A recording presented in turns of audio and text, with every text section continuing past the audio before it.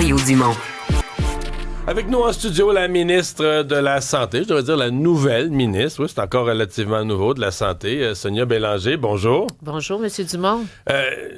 On va se parler de ce qui était la manchette d'hier, mais plus généralement de l'accès à un médecin de famille. Parce que l'entente qui est survenue avant les fêtes nous avait donné certains détails. Là, hier, on dit on ajoute 75 millions pour donner accès à 500 000 personnes. Mais accès à quoi exactement?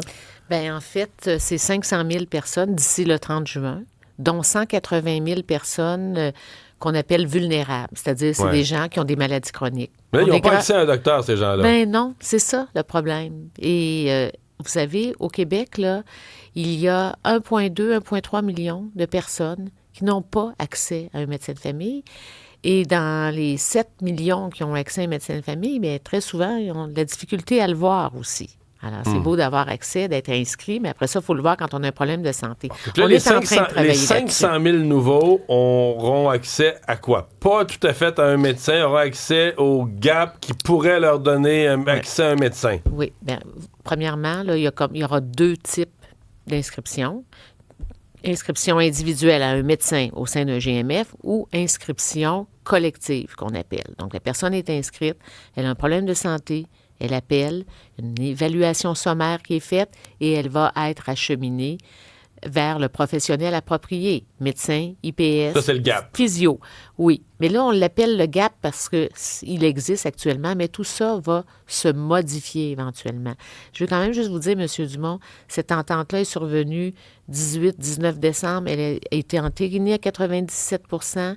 Au moment où on se parle, il y a des rencontres régulières entre le ministère, le Trésor et la FMOQ qui sont assis à la même table pour définir le comment tout ça va se faire. Parce que vous comprenez que dans une entente, c'est les grandes lignes, les grands principes. Alors, ils sont déjà en train d'identifier, en lien avec la RAMQ, les 500 000 personnes. Ça va être une approche qui va être individualisée. Je ne peux pas vous donner les détails de ça aujourd'hui parce que faut laisser les gens travailler. Puis comme nouvelle ministre, je ne veux pas interférer dans le processus. Je sais ce qu'il faut qu'on réalise, mais maintenant, ils sont en train de travailler sur le comment, puis ça se passe bien. Oui. Parce que ce que moi, je retenais, là, je voyais ça hier, puis je me disais... Bon, moi, j'étais étonné et déçu de l'entente qui est arrivée avant Noël. J'ai l'impression que le gouvernement avait tout cédé. Mais là, je voyais ça hier, puis je me disais, OK, on est revenu dans un monde où les médecins sont sûrs d'avoir le 75 millions, ont une certitude, mais les patients, eux, ils ont l'espoir de voir un médecin, mais ils n'ont pas la certitude. C'est que les docteurs ont la certitude, mais les patients n'ont pas la certitude. Ils vont appeler au GAP, ils vont peut-être voir un médecin. Non, mais M. Dumont, je peux vous dire que avec le 75 millions qui a été ajouté, les médecins vont devoir livrer. OK? Ils vont devoir inscrire le patient. Ben oui, puis ils vont devoir c'est le voir. Liste. Ben oui, mais écoutez, tu sais, on est en train de travailler, on va suivre ça de près, là. C'est pas juste d'inscrire quelqu'un de façon théorique sur une liste, puis qu'après ça, on ne répond pas à ses besoins de santé. Là, c'est plus que ça. Alors, on est en train d'identifier, d'ailleurs, avec la FMOQ, avec le Trésor, des indicateurs. C'est beau d'être inscrit, mais après ça, à quelle fréquence, je suis vue à quel moment, puis quand j'ai un besoin particulier, je suis vue dans quel délai. Tu sais, c'est le type d'indicateur qu'on va suivre. Puis le financement supplémentaire va être donné aux médecins s'ils voient plus de patients. Fait que l'objectif, là, c'est l'engagement qu'on a eu de la FMOQ, ils vont être au rendez-vous. Il faut, pour avoir cette enveloppe-là, réussir à affilier 500 000 personnes. Alors, c'est des patients de plus. C'est quand même, comment dire, si on se reporte au mois d'octobre, c'est tout ce que votre gouvernement avait dit qu'il ferait plus, là. Les primes, c'était fini. Là, on est revenu aux primes. Des primes certaines pour des résultats incertains. Alors là, on disait non, là, dans la nouvelle entente, la nouvelle loi, les médecins vont être obligés, si les gens... c'est comme on est revenu, il me semble qu'aujourd'hui, là, on est revenu exactement dans ce qu'on a connu depuis 10 ans, où le patient a l'impression qu'avec ses impôts, il paye beaucoup.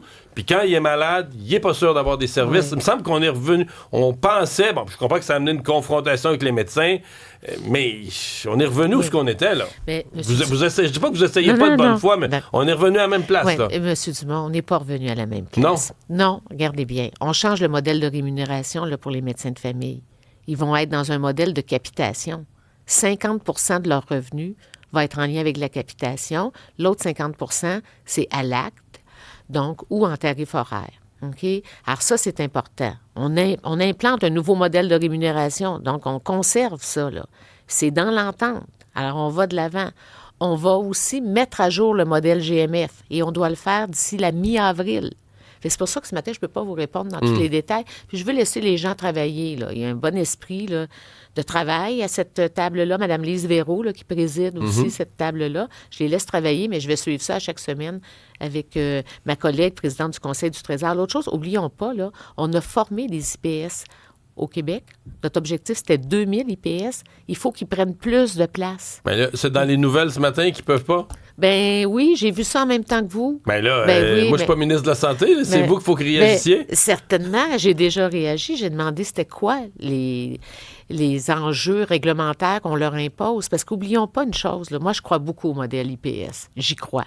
Vous savez que je suis infirmière de profession. Oui. Les IPS ont une formation très avancée. Ils peuvent faire des diagnostics, faire de l'évaluation, ils peuvent prescrire des tests, ils peuvent prescrire des médicaments, ils peuvent faire beaucoup d'actes à l'intérieur là, de leur champ de pratique. On a besoin des IPS au Québec et ils doivent aller au bout de leur exercice, de leur responsabilité. Alors, j'ai déjà demandé d'avoir les motifs, là. C'est quoi les problèmes réglementaires qu'on impose aux IPS alors qu'on leur donne des bourses pour qu'ils aillent se faire former. Fait que d'un côté, le gouvernement dit, on y croit, on va en former 2000, on vous donne des bourses pour retourner aux études. Puis après ça, il y a des problèmes réglementaires. Je vais regarder ça certainement très bientôt. Là, on a parlé des médecins omnipraticiens. Avec les spécialistes, on dit que ça négocie toujours parce qu'avec les médecins spécialistes, c'est pas réglé. Mais là, on se comprend que les spécialistes, ils ont le gros bout du bâton. Ils se disent, hey, les omnis ont fait plier le gouvernement, puis nous autres, on est encore plus forts, puis encore plus riches, puis on a encore plus de moyens de lobbyisme. Fait qu'on va faire plier le gouvernement plus à genoux, là. Mais regardez, l'exercice de la médecine au Québec, c'est complexe. C'est pas juste au Québec que c'est complexe, c'est partout dans le monde. Il faut qu'on travaille en collaboration. On n'aura rien avec les médecins si on est dans l'affrontement puis les conflits. Puis c'est pas une question de gouvernement versus les syndicats de médecins. Au bout de la ligne, là, c'est des patients. Quand on est en conflit, on a des impacts sur le terrain. Et je veux juste quand même vous dire, j'ai rencontré Dr Oliva cette semaine avec la présidente du Conseil du Trésor. On a eu une excellente rencontre. Alors, on a parlé du passé, mais on a surtout parlé de l'avenir. Et les médecins spécialistes sont d'accord avec plusieurs objectifs, je vais dire ça comme ça, au lieu de prendre le mot cible. Je ne veux pas heurter là, la négociation. J'espère qu'elle va reprendre le plus rapidement possible, mais je suis confiante que ça va reprendre. Puis, c'est pas juste une question de financement de leur côté, de rémunération, je devrais dire. C'est aussi une question de comment les cabinets médicaux sont organisés. Et donc, l'organisation du travail, la disponibilité des salles d'opération, il y a tout ça à tenir en compte. Vous dites que c'est pas juste une question d'argent, mais ça va vous coûter un demi-milliard ou plus, là, non? Bien, oui, ça va coûter de l'argent, c'est sûr. De plus? Bien oui, mais écoutez... Mais là, initialement, on avait dit, on met pas plus d'argent sur la table, là. Mais là, Bien, initialement. Puis là, c'était la négo, puis moi, je veux pas rentrer là-dedans parce que, tu sais, j'ai pas participé à cette négociation-là. C'était vraiment la présidente du Conseil du Trésor. Je suis satisfaite, honnêtement. J'arrive à un moment où moi, là, mon focus, c'est la réalisation de l'entente. Puis j'ai jusqu'au mois d'avril pour modifier le programme GMF, puis jusqu'au 30 juin pour affilier 500 000 personnes. Et ça ne s'arrêtera pas là. Parce qu'à terme, ce qu'on souhaite, c'est que tous les Québécois, Québécoises aient un accès clair, identifié. Alors, donc, c'est très, très clair. Mettez-vous dans la peau du citoyen un peu frustré, donc celui qui n'a pas de médecin de famille, il se dit aujourd'hui, OK, là, parce que vous êtes ministre de la Santé parce que Christian Dubé a démissionné. Avec le citoyen, il se dit, OK, les médecins ont eu la tête de Christian Dubé. Finalement, sais-tu quoi? Ils ont eu la tête du premier ministre aussi, François Legault. Fait imagines-tu que la pauvre ministre, aussi compétente et bien intentionnée soit-elle, qui arrive sa chaise devant des médecins qui ont eu la tête de son prédécesseur, puis la tête du boss, la tête du premier ministre. Vous n'avez pas un gros rapport de force. Je pense que vous allez essayer de travailler, mais vous n'avez pas un gros rapport de force. Là. Bien, je ne veux pas qualifier le rapport. Je ne veux pas parler de rapport de force. J'ai travaillé toute ma vie avec les médecins. J'ai mis en place le CIUS Centre-Sud. C'était la plus grande organisation au Québec avec 22 000 employés. On a implanté un modèle de cogestion avec les médecins. Ça a fait école, vraiment. Et je les salue d'ailleurs, les médecins du CIUS Centre-Sud, qui sont des médecins qui sont vraiment dévoués, dédiés, puis qui travaillaient en co-gestion. Chaque médecin, chef de département, était pairé à un directeur dans mon établissement. Puis on a fait des pas de géant en mettant en place cette organisation-là. Puis il y avait vraiment une facilité dans la prise de décision, meilleure confiance entre l'administration puis les médecins. Alors, c'est pas en confrontant qu'on va arriver à quelque chose, mais par contre, moi, je suis ferme sur les résultats. Là. Mais là, c'est parce que c'est un changement d'approche radical. Donc, vous arrivez en disant, moi, j'oublie ce qui s'est fait entre septembre et décembre, et moi, je vais y aller par la concertation, la collaboration avec les médecins, puis je pense arriver à des résultats. Mais je veux des résultats, parce que la concertation, c'est extrêmement important, c'est la posture, c'est l'approche, mais tout ça, on le fait pour des résultats. Puis, oublions pas qu'une chose que je suis en train de faire, c'est de réécrire la loi. La loi qui a été adoptée sous Baillon cet automne, la loi spéciale. Je suis en train de la réécrire. Pour le mois de février, là. Elle est en train, suite, oui, elle est presque écrite. Là. Je ne peux pas vous en dire plus, mais c'est très avancé. Là. Le ministère a travaillé. L'autre chose, M. Dumont, l'arrivée de Santé Québec, pour moi, fait en sorte que j'arrive à un moment propice. Santé Québec a 1 an là, de vie. J'ai rencontré hier le conseil d'administration. Ils ont un excellent conseil d'administration, des gens très, très connaissants du système de santé, Mme Laurent, Mme Lamarre, Mme Véraud, qui sont là, Mme Germain comme présidente, bien sûr. Mais écoutez, on va travailler ensemble. Santé Québec, là, sont là pour faire la gestion, pour faire les opérations, pour simplifier les processus sur le terrain. C'est ça le rôle d'une société d'État.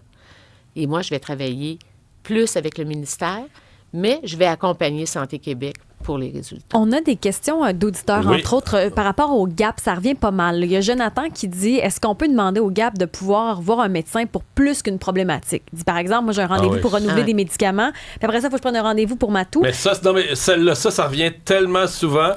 Si tu réglé cette affaire-là dans la négociation qu'on peut prendre rendez-vous pour plus qu'un bobo? Je peux vous dire que moi, j'ai parlé avec plusieurs interlocuteurs, notamment le président de la FMOQ. Puis ça n'a pas d'allure. Puis ça a été instauré, là, ça fait longtemps. Ça n'a pas d'allure, mais c'est comme ça sous votre gouvernement depuis 8 ans. C'était avant. Avant aussi, oui, oui, j'en conviens. Oui, c'était avant aussi. Puis mais... ça sort de où? Moi, j'étais dans le réseau de la santé, puis je veux dire, les gens proches de moi, dans ma famille, se sont fait faire ce discours-là. Ah, là, aujourd'hui, madame, désolée, là, parlez-moi pas de vos autres problèmes, juste de celui-là. Mais ça, j'ai entendu ça il y a 7, 8 ans, 10 ans, là, et avant. Donc, c'est une pratique qui s'est mise en place. Est-ce que tu finis? Non, je ne suis pas en train de vous dire que c'est terminé, mais je souhaite que... Ça finit quand? Ça va finir assez rapidement, parce que je veux que les gens discutent de ça. Parce que ça ne tient mais pas ça la devait route. finir dans la nouvelle entente avec les médecins, ça devait être réglé. Mais l'entente n'est pas appliquée, là, au moment... OK, c'est une entente qui a été signée. Je comprends, mais je suis inquiet. Mais je sais, puis c'est normal que je pense que les gens aient une certaine inquiétude. C'est les résultats. C'est la population. Par rapport au GAP, il y a Nathalie aussi, elle a une maladie chronique, puis elle dit le GAP, ils me prennent souvent pas parce qu'il faut avoir des suivis. C'est juste du ponctuel, pas de suivi avec eux. Exact. C'est pour ça que dans les 500 000 personnes qu'on a identifiées, il y en a 180 000 qui sont des personnes qui ont des maladies chroniques, qui n'ont pas accès à des médecins de famille. Ils vont être mis en priorité. Eux, ils vont être mis en priorité pour avoir un médecin assigné qui les suit ou pour être associé à un GMF? Mais là, M. Dumont, on rentre dans le processus. Puis, comme je vous dis, là, sont en train d'écrire tout ça, sont en train de le définir. Il va falloir former le monde. Tu sais, ça s'est pas fait dans le temps des fêtes, là, dire, OK, à partir de là, on change tout ça. Mais oui, ça fait partie des discussions. On veut s'assurer que les gens qui ont des problèmes de santé ou qui sont très âgés... Vous savez, j'ai rencontré quelqu'un de 95 ans dans le temps des fêtes qui n'avait pas de médecin de famille. Bien, il y en a plein, là. Oui, je sais qu'il y en a plein, mais j'ai eu une discussion avec ce monsieur-là. Il n'y a pas de médecin de famille, il a 95 ans. On va l'accompagner, là. C'est pas vrai qu'on va juste lui envoyer une lettre comme ça, là. Il va falloir... C'est ça qu'on est en train d'identifier. Comment? Mais la cible est là. C'est 500 000 d'ici le 30 juin. D'ici quelques jours, on saura le comment. Sonia Bélanger, ministre de la Santé, merci d'être passée nous voir ce matin. Ça fait plaisir. Merci beaucoup, M. Dumont. Merci.